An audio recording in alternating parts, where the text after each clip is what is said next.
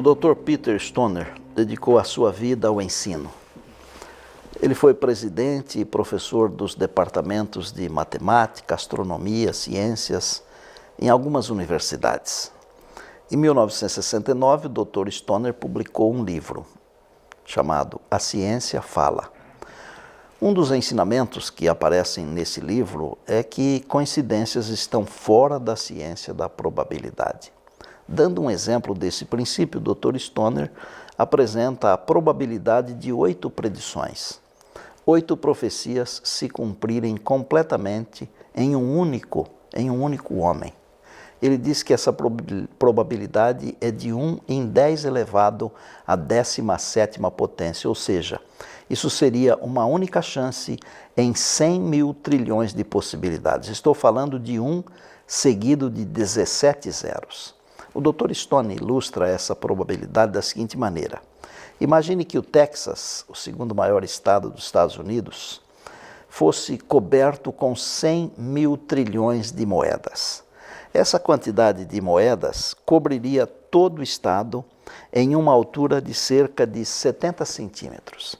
Agora, marque uma única moeda, cubra os olhos de um homem e diga que se ele encontrar a moeda marcada, ele pode ficar com todas as moedas. Porém, ele só tem uma única chance de encontrar a moeda. Essa é a mesma chance de um único homem cumprir 8 predições ou profecias. Ou seja, a coincidência está fora da ciência da probabilidade. Agora, e se forem 48 predições? A probabilidade será de 1 em 10 elevado à 157ª potência, ou seja, 1 seguido de 157 zeros. Imagine então a probabilidade de um único homem cumprir 300 predições. Isso é impossível para a ciência da probabilidade. Para alguém conseguir cumprir plenamente 300 predições, não pode ser uma mera coincidência. É por essa razão que eu creio plenamente, piamente, que Jesus de Nazaré não é simplesmente um bom homem, um sábio, alguém que deixou a sua marca na história, mas é o próprio prometido de Deus, o Messias. E por que eu digo isso? Bem, o Antigo Testamento contém, pelo menos, 300 predições, 300 profecias sobre o Messias que viria. O Messias seria o libertador, o rei, o salvador da humanidade. Não por mera coincidência, Jesus de Nazaré cumpriu completamente, perfeitamente, cada uma dessas 300 profecias messiânicas. Como isso é possível? A minha resposta é providência divina, porque para Deus, profecia é contar de antemão a história. Deus não queria deixar dúvidas de quem era o seu enviado. Por cerca de 4.000 anos, Deus deu 300 pinceladas para apresentar o retrato daquele em quem você e eu deveríamos depositar a nossa fé e a Ele confiar a nossa vida. Essas pinceladas nos apresentam Jesus de Nazaré. Não temos tempo aqui de ver as 300 profecias, mas rapidamente gostaria de ver 8 delas. De uma única chance em 100 mil trilhões de possibilidades, nada mais do que isso. Vamos lá. 700 anos antes do nascimento de Jesus, o profeta Miqueias apontou a cidade do nascimento do Messias. E ele diz, está aqui na Bíblia, E tu, Belém de Efrata, pequena demais para figurar como grupo de milhares de Judá, de ti me sairá o que há de reinar em Israel, e cujas origens são desde os tempos antigos, desde os dias da eternidade. Miqueias 5:2.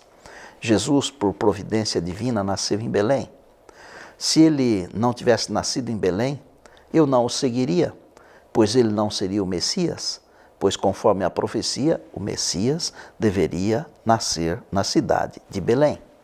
A segunda profecia messiânica que eu desejo apresentar fala sobre a linhagem do Messias. Ele viria da tribo de Judá. Essa é uma das mais antigas profecias messiânicas. Está no Gênesis, capítulo 49, verso 10. O cetro não se apartará de Judá, nem o bastão do comando de seus descendentes, até que venha aquele a quem ele pertence, e a ele as nações obedecerão. Gênesis 49, 10. Se Jesus não fosse israelita da tribo de Judá, ele não poderia ser o Messias. Porém, Jesus cumpriu também esta profecia. Por volta de 700 anos antes do nascimento de Jesus, o profeta Isaías apontou para a obra, o ministério do Messias. Essa é a terceira profecia messiânica que escolhi. Isaías 61, 1 e 2. O Espírito do soberano, o Senhor, está sobre mim, porque o Senhor me ungiu para levar boas novas aos pobres. Enviou-me para cuidar dos que estão com o coração quebrantado, anunciar a liberdade aos cativos e libertação das trevas aos prisioneiros, e para proclamar o ano da bondade do Senhor e o dia da vingança do nosso Deus, para consolar todos os que andam tristes. Isaías 61, 1 e 2. Jesus não realizou uma obra política ou militar. Ele cumpriu a obra descrita por Isaías. Por isso ele é o Messias. A quarta profecia messiânica encontra-se no Salmo 55, versos 12 a 14.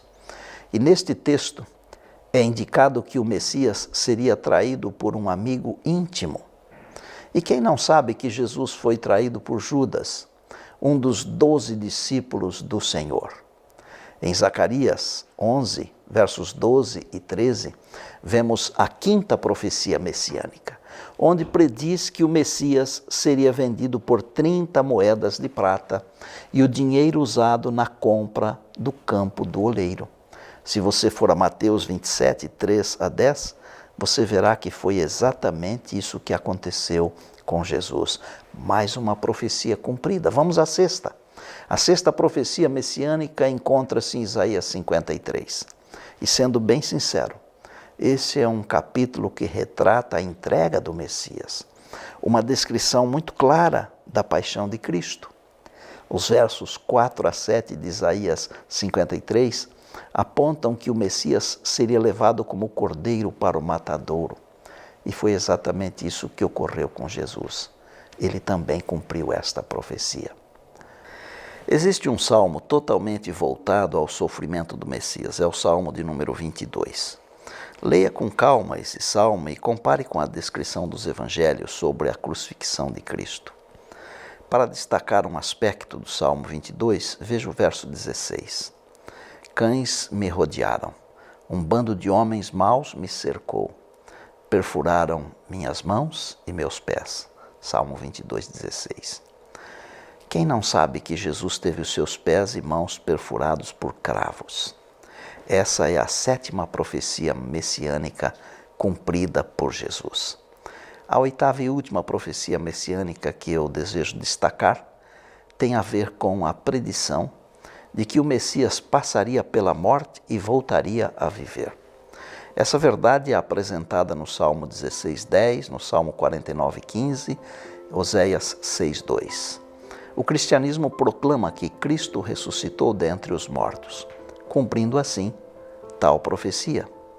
Não é mera coincidência que Jesus cumpriu todas as profecias messiânicas. Ele as cumpriu porque ele é a providência divina para a salvação da humanidade. É por essa razão que eu não sou um seguidor de Buda, de Confúcio, de Maomé ou de qualquer outro líder carismático ou religioso, pois nenhum outro se compara a Jesus.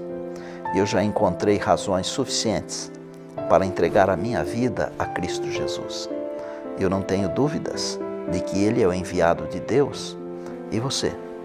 Reconhece que Jesus de Nazaré é o Messias? Está preparado para aceitá-lo como o Senhor e Salvador da sua vida? Se você está, ore comigo agora. Eterno Deus, não há outro além de Jesus, a quem possamos entregar a nossa vida e em quem possamos depositar a nossa fé. Neste momento, rendemos quem somos ao enviado de Deus. Nos aceite e nos ajude a crescer no conhecimento de Cristo. a crescer no conhecimento do Senhor Jesus a cada dia, pois é no nome dele que nós oramos. Amém. Não se esqueça que a nossa vida se torna cada vez mais deslumbrante e bela à medida que Jesus entra em nosso ser e nos tornamos um com ele. Ok, até a semana que vem. Lembre-se, nada na vida é mais importante do que estar na presença de Deus.